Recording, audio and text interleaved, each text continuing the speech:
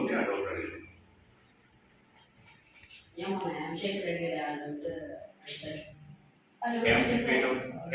మీకు వచ్చిన డౌట్ చెప్పండి.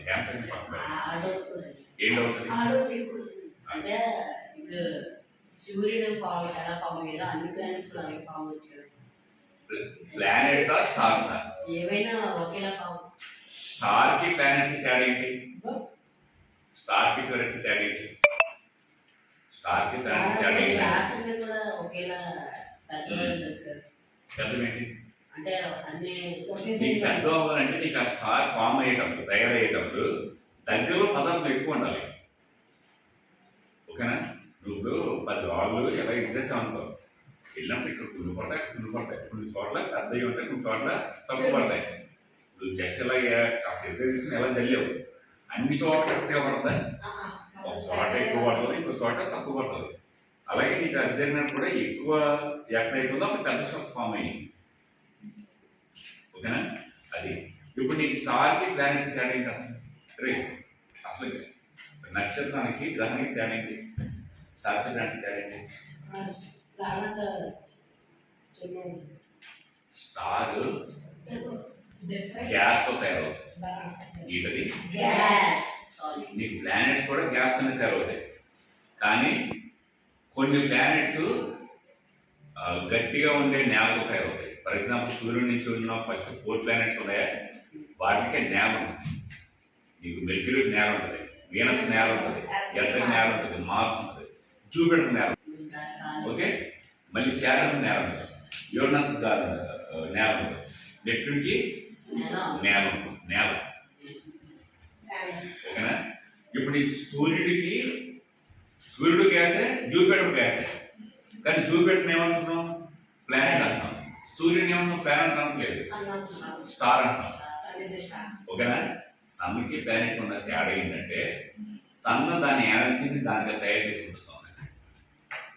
సూర్యుడు సెంటర్లో ఆ సెంటర్లో ఏంటంటే గ్యాస్ అంతా కూడా దగ్గర కుక్కిపోవడం వల్ల వేడి పెరిగిపోయి అందులో నా హైడ్రోజన్ కలిసి హీలియం తయారవుతుంది. ఆ తయారయ్యేటప్పుడు దాని నుంచి నీకు ఎనర్జీ బయటకు వస్తుంది. దానివల్ల నీకు సూర్యుడు సొంతంగా ఎనర్జీని బయటికి వదులుతాడు. నీకు ప్లానెట్ అలా సొంతంగా చేసుకోదు, ఎందుకంటే దానికి అంత మాస్ ఉండదు. సో అది ఏం చేస్తే సూర్యుడి నుంచి వచ్చిన ఎండ మీద ఆధారపడదు. ఓకేనా? అది మీకు ప్లానెట్ కి స్టార్ కి తేడా తెలిసిన ఏంటది? స్టార్ సొంతంగా ఎనర్జీ తయారు చేసుకుంటుంది దాని లోపల జరిగే ప్రాసెస్ ద్వారా. ఆ ప్రాసెస్ ఏమంటారో రాసుకోండి. Nuclear fusion. బుక్ ఓపెన్ చేసి ఏంటది? Nuclear fusion. NU fusion, NU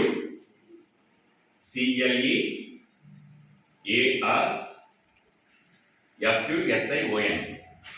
మీకు అర్థం చెప్పించారు. న్యూక్లియస్ అని ఉందా, న్యూక్లియన్ ఉందా, దాని అర్థం ఏంటంటే అణువు మధ్యలో ఉంటుంది చూసా, కేంద్రం, దాన్ని న్యూక్లియస్ అంటాం.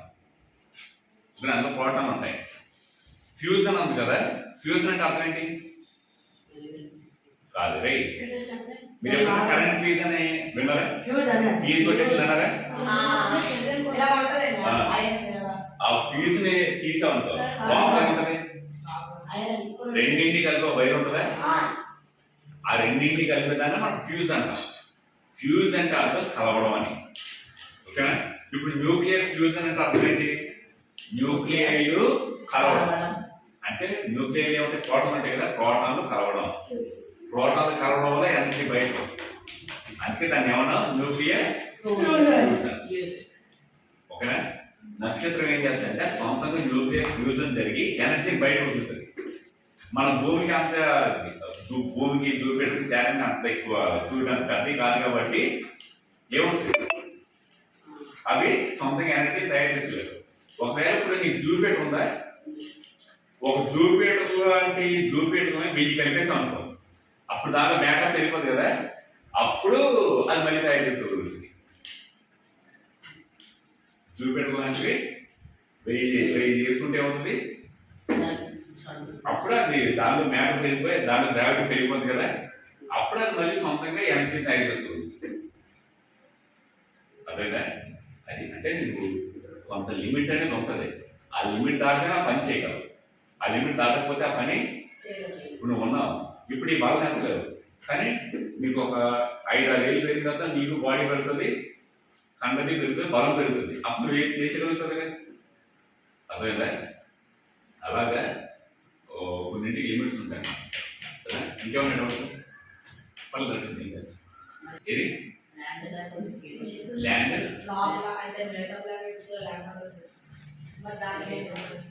గ్యాస్ ఉంటుంది.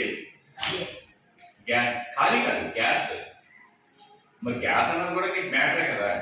మ్యాటర్ ఎన్ని టైప్స్ అని చెప్పి చదివారు, సాలిడ్, గ్యాసెస్, లిక్విడ్. మరి గ్యాస్ మ్యాటరే కదా. ఓకేనా అది అయితే నీకు ఆ గ్యాస్ అంత దగ్గరకు వచ్చేయడం వల్ల నీకు కలర్ కనిపిస్తుంది అన్నమాట. సో ఈ గ్యాస్ కూడా మ్యాటర్. కాబట్టి మీరు సాయంత్రం 7 o'clock ఎప్పుడో ఇక్కడే చూస్తే ఆకాశంలో పెద్ద స్టార్ కనిపిస్తుంది, అది చూపెట్టదు. సో అందులో ఉండడం వల్ల నీకు హైడ్రోజన్, హీలియం వస్తుంది కదా. అందులో ఉండేది ఏంటి, నీకు నేల కదా, అది గ్యాసే. చాలా ఎక్కువ గ్యాస్ గ్రావిటీ వల్ల దగ్గరికి వచ్చింది అన్నమాట. రౌండ్ మన భూమి మీద ఏంటంటే గ్యాస్ తక్కువ కాబట్టి కంటికి కనిపిస్తుంది. అదే భూమి మీద కూడా నీకు చూపెట్టడం గ్యాస్ ఎక్కువైపోయింది అనుకో, అప్పుడు ఇక్కడ కంటికి కనిపిస్తుంది. ఇంకా డౌట్స్ కదా, డౌట్స్ పడుతుంది. ఏమన్నాయా నీకా పర్లేదు, ఏం కాదు. ఏ డౌట్స్ ఉంటాయా?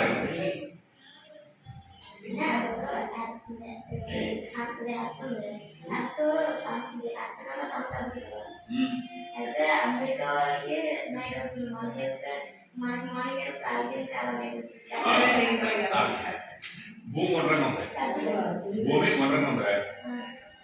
నాకు సరే ఇప్పుడు ఆ ట్యూబ్లైట్ ఉంది, ఓకేనా. అది సూర్యుడు అనుకో. ఇప్పుడు ఇది గుండ్రంగా ఉంది భూమి, ఓకేనా. ఇప్పుడు నువ్వు ఇక్కడ ఉన్నావు, అమెరికా ఎక్కడ ఉంది, రమంతాలు యాంటర్ ఉన్నారు. ఇప్పుడు ట్యూబ్లైట్ వెలుగు ఇక్కడ పడిందా, ఇక్కడ పడిందా? సన్న ఎక్కడ పెద్దదే. ఇప్పుడు ఓకేనా. ఇప్పుడు ఆగా అక్కడ ఓకేనా. ఇప్పుడు భూమి తన చుట్టూ తాను తిరుగుతుందా. సో ఇలా తిరుగుతుంది. తిరిగే కొద్ది ఏమవుతుంది, ఇప్పుడు వచ్చిన అమెరికాకి వచ్చిందా, అప్పుడు నేను చీకటి పోయినా మళ్ళీ ఏమవుతుంది, రేపు పొద్దున మళ్ళీ తిరిగేసరికి నేను ఇండియా మళ్ళీ వస్తుంది. అలా భూమి తన చుట్టూ తాను తిరుగుతుంది. ఇప్పుడు సన్ కడతాను, దానికి ఏంటి అంటే ఇప్పుడు సమయం